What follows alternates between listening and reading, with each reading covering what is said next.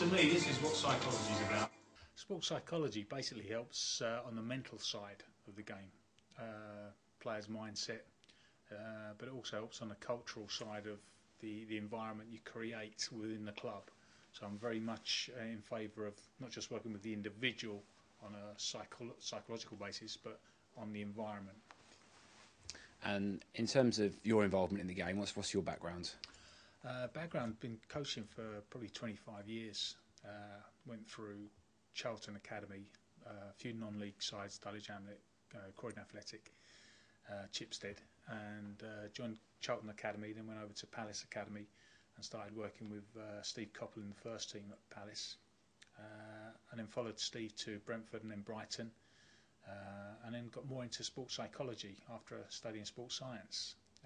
Then started working with teams like West Ham on a psychological basis and looking at performance issues. So I've worked with 6 clubs, and on the psychological side I've not worked with individual players per se. It's more on an environment, working with the manager, working with the staff, and obviously working with the team as a whole. Yeah, I was going to ask you in terms of whether you talk about individuals and their involvement in the team process, or generally the team process. Potentially, I suppose it kind of varies on each circumstances. It does, yeah, and it varies with different consultants as well. Some psychologists just go in and they're behind a closed door, and the manager sends a player to see them when there's a problem. I tend to work, because I come from a coaching background, I tend to immerse myself into the culture of the club and work with the manager and the team. My focus is purely on getting better results. If we don't get better results while I'm there, I'm not doing my job. So I'm not like someone to go and see when you're not feeling too good.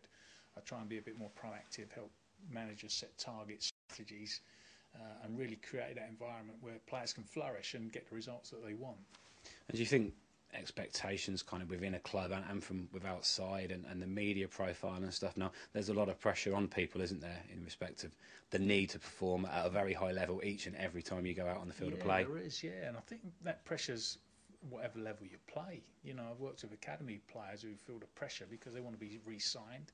I've worked in League One, in non-league, where everyone seems to feel the pressure. Obviously, in the Premier League, it's highlighted because it's in the media, it's on Sky all the time. So there's a lot more pressure. In the last few weeks, we've seen a lot of probably violence on the pitch, where that pressure's overspilling into performance and players getting frustrated because they're not getting the right result. And obviously, you sort of talked about a 20-25-year career in the game. How much have things changed? How much of a profile does sports psychology have now compared to when you sort of first started out? It's changed a lot. Probably 10, 15 years ago when I started doing psychology, you were like alien in the game. Although, having said that, John Sire probably set the standard in the 80s with Spurs. He was a psychologist working with Tottenham. But over the 10 years, it's changed a lot, and now most clubs will have a psychology input, even if it's just a token input, because everyone feels they need a psychologist on board. So you get a lot of interns working at clubs. There are resources there for players to dip into, but it's still a misconception, I think, on what it entails. Anything kind of beginning with psych kind of leads to fear, I think, in some people, doesn't it? I mean, it's very different to anything psychiatric, but sometimes that's the perception. Oh, totally, yes. I mean, psych means psychiatric, means you're a nutter, go and see the psychologist. And that's reinforced by, let me say, people that have been in the game for years who still feel, if you've got a problem, you go and see the psychologist.